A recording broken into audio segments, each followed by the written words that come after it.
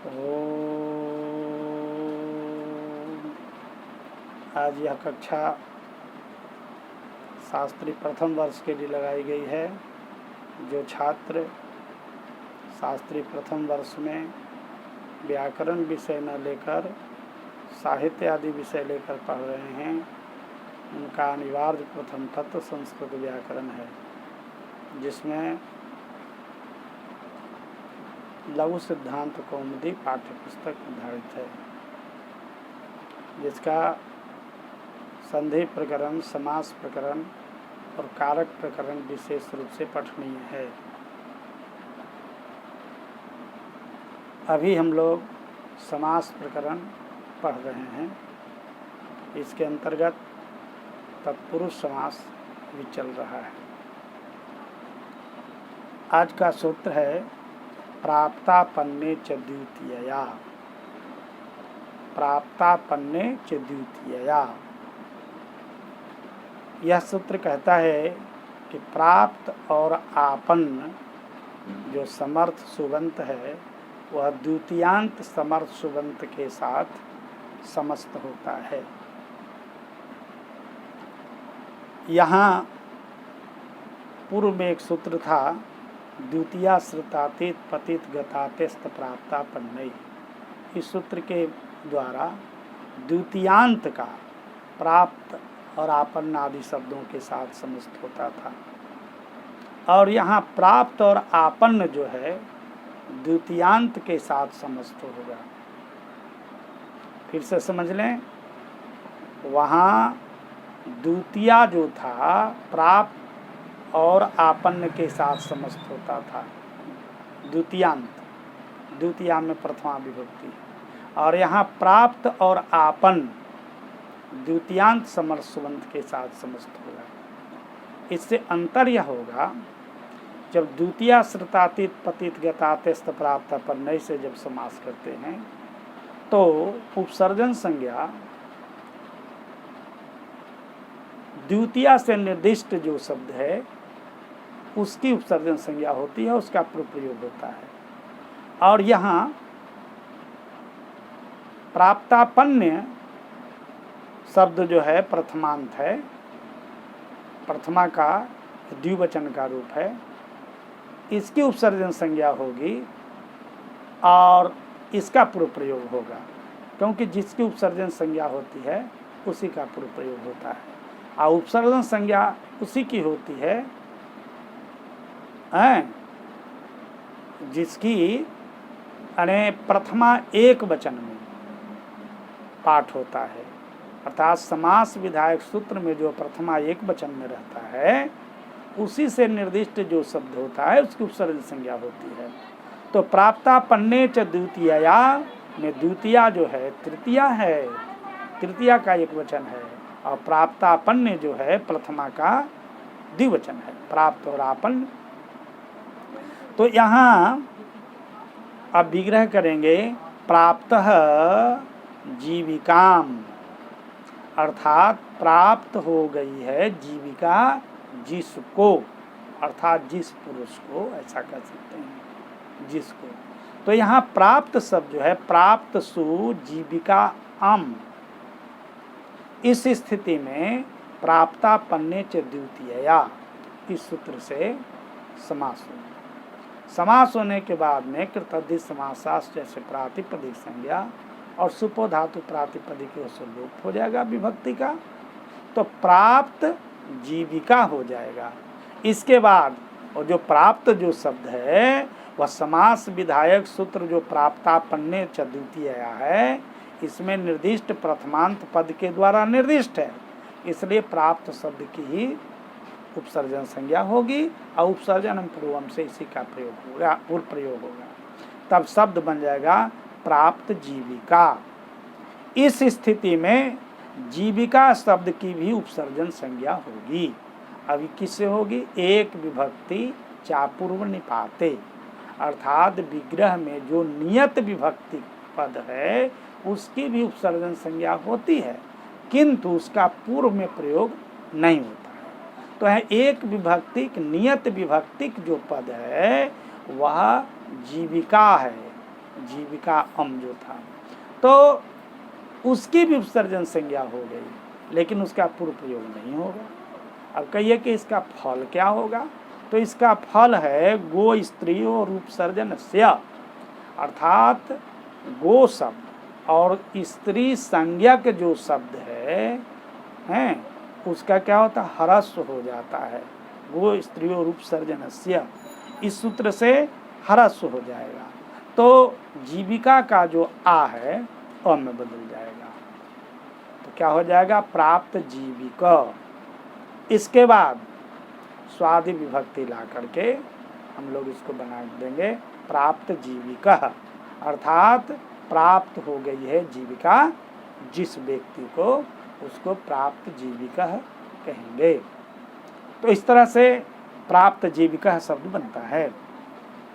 उसी तरह से आपन्न जीविका, अर्थात आपन्न जीविका शब्द है, इसको भी बनाएंगे क्या है, आपन्नः जीविकाम, आपन्नः जीविकाम इति आपन्न जीविका बनेगा।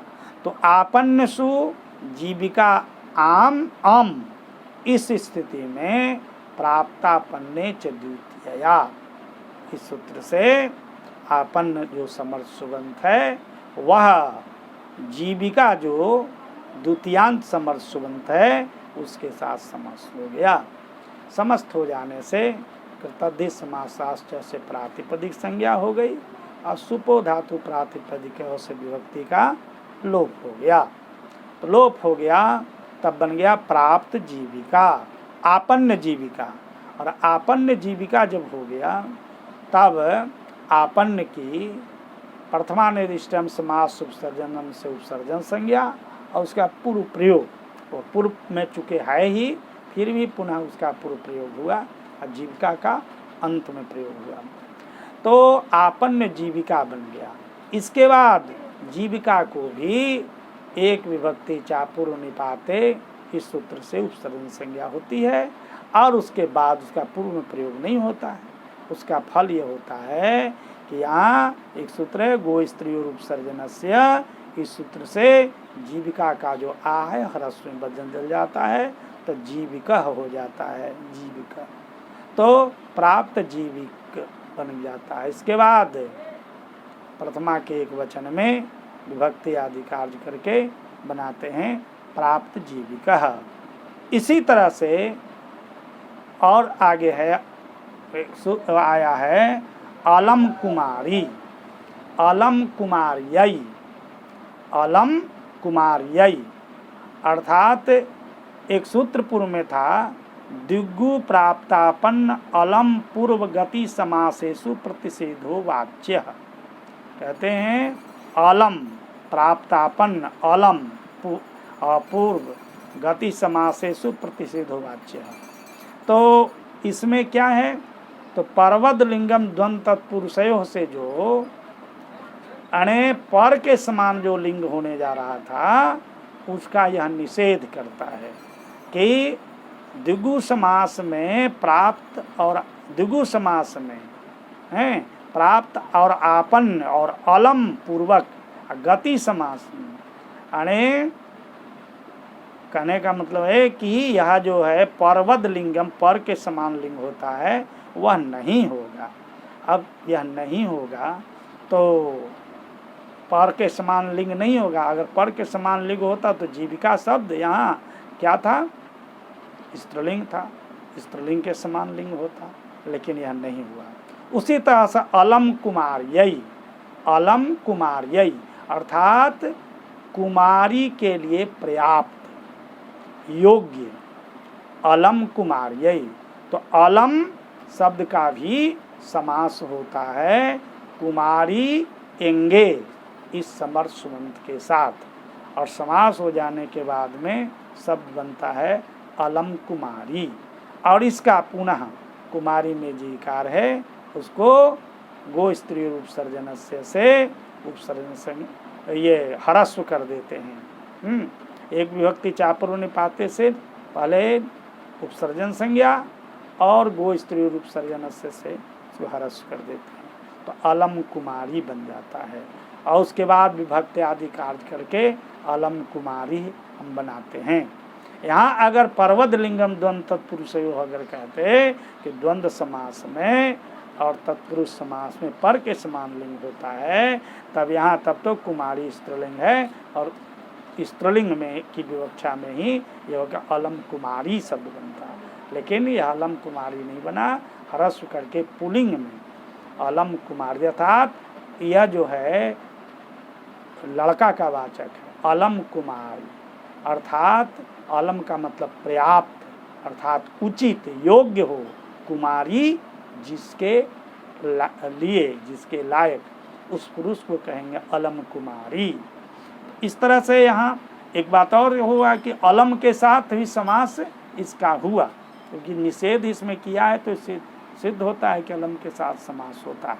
उसी तरह से निष्कौशाम्बी, कौशाम्बी शब्द जो है स्त्रीलिंग है, लेकिन कौशाम्ब्याः निष्क्रांत, इस अर्थ में जब समास हुआ है तो यहाँ कौशाम्बी के अनुसार लिंग न हो करके पुलिंग का प्रयोग किया गया है।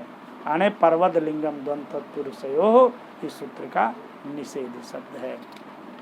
उसी क्रम में एक और सूत्र आता है अर्धर्चाः पुंसी च, यानी अर्धर्चाः पुंसी च, अर्धर्चाः पुंसी च अर्थात अर्धर्च आदि जो शब्द है वह पुलिंग में भी प्रयोग होता है।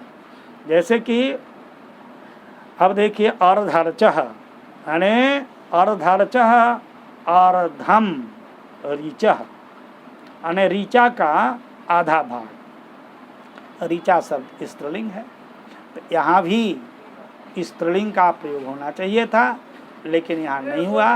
कहा कि अर्धर्चाद जो शब्द है वह पुलिंग में भी प्रयोग होता है, तो अर्धर्चः भी हुआ, अर्धर्चम भी होता है। उसी तरह शिरध्वज शरीरम मंडप युग देहा कुशपात सूत्रादयः प्राप्तान्ने नपुंसकम मृदुपचति प्राप्त करणीयम इत्यादि शब्द बनता है।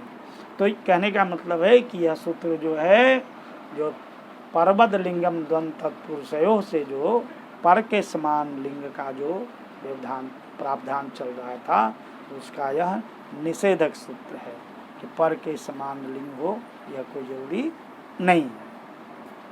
अर्धार्चादि शब्द में या प्राप्तापन्न शब्द में पर के समान लिंग नहीं होता है।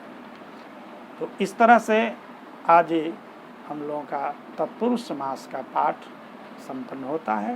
पुनः फिर मिलेंगे। ओम।